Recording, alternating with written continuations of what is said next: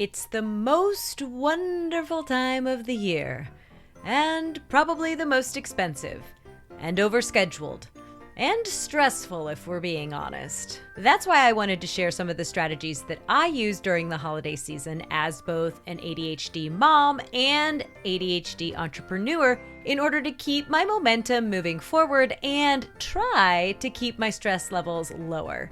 All of that on today's episode of The ADHD Mompreneur.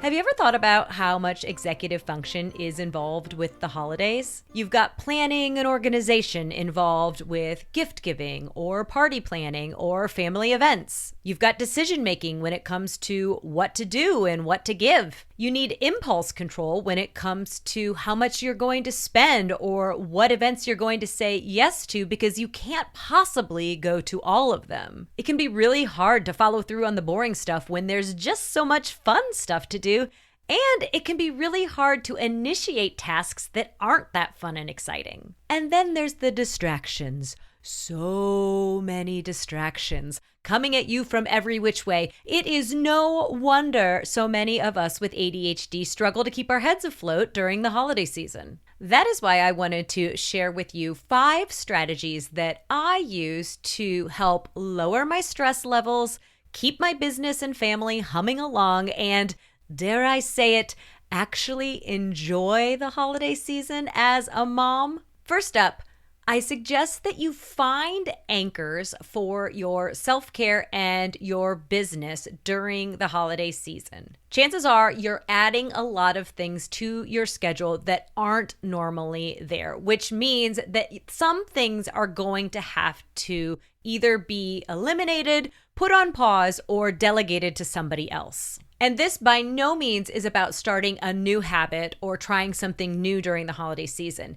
This is for things that you are already doing, but you may have noticed in the past years have fallen off because your schedule is so stuffed during the holiday season. These anchors are the things that you will continue to do in order to keep your momentum going forward. And the idea is to stay on top of things so that when you have the space in your schedule and the energy to do so after the holidays, it's a lot easier for you to ramp things back up. Your self-care anchors might look like staying consistent with your sleep or your eating habits, or making sure that you're taking your supplements or medications on a regular basis, or that you're continuing with any mindfulness practices that you do. For your business, look at any of the actions or tasks that you take on a regular basis for your business. Make sure that you add those tasks or actions to any workday that you have scheduled so that you can make sure that you're doing at least the bare minimum to serve your clients or customers during this busy month. If you're still struggling to figure out what those priority tasks might be, you can look at strategy number 2, which is to prioritize for your work and home. There are still only 24 hours in the day in December, but it often feels like we're trying to cram way more stuff into a day than we are the other 11 months of the year. That is why it is crucial for you to pare down your to-do list to what absolutely must be done on a regular basis in order to keep things moving forward. I like to use a method that I've created called the TRIM method. And TRIM is an acronym that stands for T for time sensitive, meaning that the task or action has an upcoming due date that needs to be done, which means that it is a priority that it is completed. The R stands for required, which means that this step is necessary to be completed in order to move on to the next step. This could be something that you are working on for yourself, or it could be something that you need to do in order to move your team forward, or in order for your family to move forward. Basically, you don't want to be a roadblock by not completing this task or action. So it's a priority. The I stands for impact driven. This means that if you complete this task, it will positively impact your life. Or if you don't complete this task, it may negatively impact your life. For instance, the self-care anchors that we just talked about, sleeping, eating, continuing to exercise, those things will all make a big impact on your life if you continue to do them, or they may negatively impact your life if they start to waver. It could also be something holiday related, like making sure you schedule time to wrap your gifts so people aren't receiving presents in Target bags or Amazon boxes. And finally, the M is for money related. This is any task that will make you money if you do it or potentially cost you money if you don't. You want to make sure that you're following through on things like invoicing your clients or posting any new inventory to your online store, and that you are paying your bills so you can avoid any of those nasty late fees. If a task is not time sensitive, required, impact driven, or money related, it can wait. And when it comes to making sure that you get your priority tasks done, it's important to utilize my third strategy, which is make your schedule your best friend. You want to start by making sure all of your regularly scheduled tasks, events, or actions are on your schedule, even if you are 100% sure there is no way that you would ever forget that your kid has indoor soccer practice every Sunday night. By having everything on the schedule, you will see when you go to add something else if there is something in that time block so you don't double book. Next, you'll want to make sure that you add in any unusual tasks, actions, or events that you may have coming up. This could be a Christmas party at your kid's school. It could be a sale that you want to make sure that you take advantage of. I also highly encourage you to set reminders or notifications or alarms for any of these unusual tasks or actions that you want to make sure that you remember to do. And it's important to make sure that you are consistently reviewing your schedule either the night before or the morning of,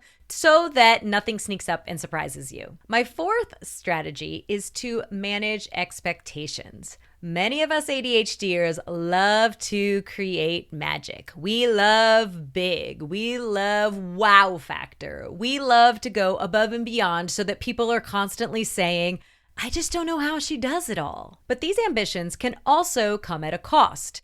We forget about other obligations that we have. We might go over budget, sometimes way over budget. We exhaust ourselves trying to do it all.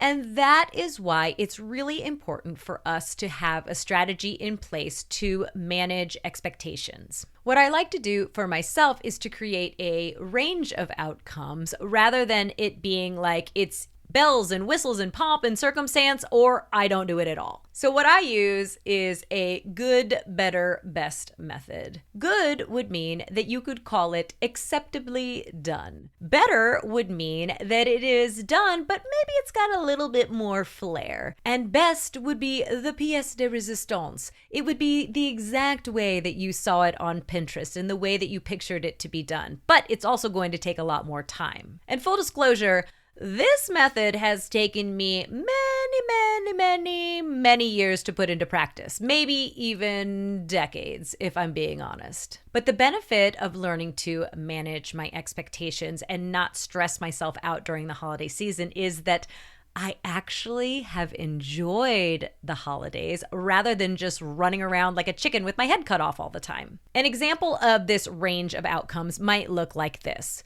Good would be taking a recent family photo and posting it to social media with a recap of what you've done this year or sending it to people via email. Better would be having photo cards printed and printing address labels off on your computer and sending Christmas cards that way. Best would be that you create a handwritten note inside all of the cards and you handwrite in calligraphy the envelopes that go around them. All get the same message across, it's just some are more time-consuming and expensive than the others. Go back to your priorities for the season.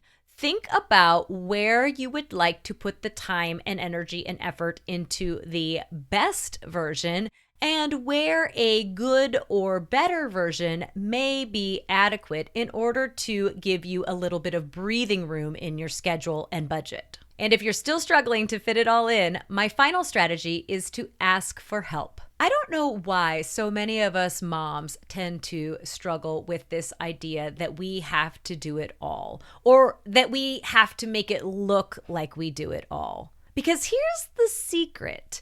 All of those bloggers or influencers that you see with these beautifully decorated homes and these perfectly wrapped gifts and these beautiful trays of Christmas cookies, chances are they've got some help behind the scenes. It might not be for the thing that you are reading about or seeing a picture of, but they may have childcare or a housekeeper or somebody running errands for them or somebody cooking their meals. The point is, you don't have to do it all yourself. It is just as magic if you have help.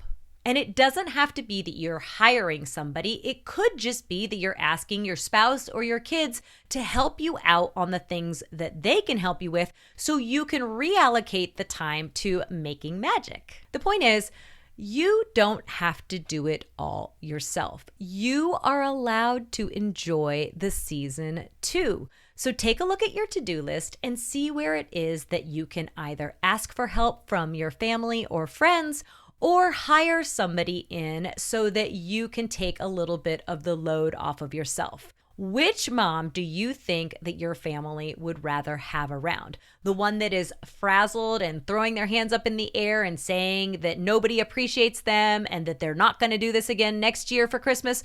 Or the mom that's actually sitting around and enjoying their time with the family? So let's do a quick review of the 5 strategies that I've shared that can help you enjoy the holiday season more as a mom or entrepreneur with ADHD. First, find anchors for your self-care or business to help you stay consistent when your schedule gets chaotic. Second, prioritize your task list and focus on what must be done. Third, make your schedule your best friend. Review and update it on a regular basis. Fourth, manage expectations by thinking of a range of outcomes for what you'd like to accomplish. And finally, ask for help if you're feeling overwhelmed.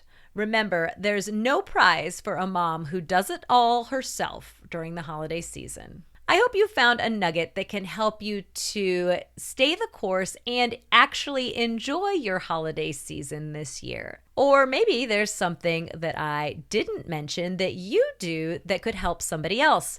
Comment below or leave me a voicemail at the link in the show description to share your tips for getting through the holiday season as a mom or entrepreneur with ADHD. I'll be back next week to discuss what it is that I do as an ADHD coach and how it differs from therapy. So make sure that you've hit that follow or subscribe button so you don't miss any of the upcoming episodes of the ADHD Mompreneur. If you're a business owning mom with ADHD, you're going to need to grab my free customizable essential checklists for ADHD mompreneurs by visiting bit.ly/checklists for ADHD mompreneurs or by following the link in the episode description.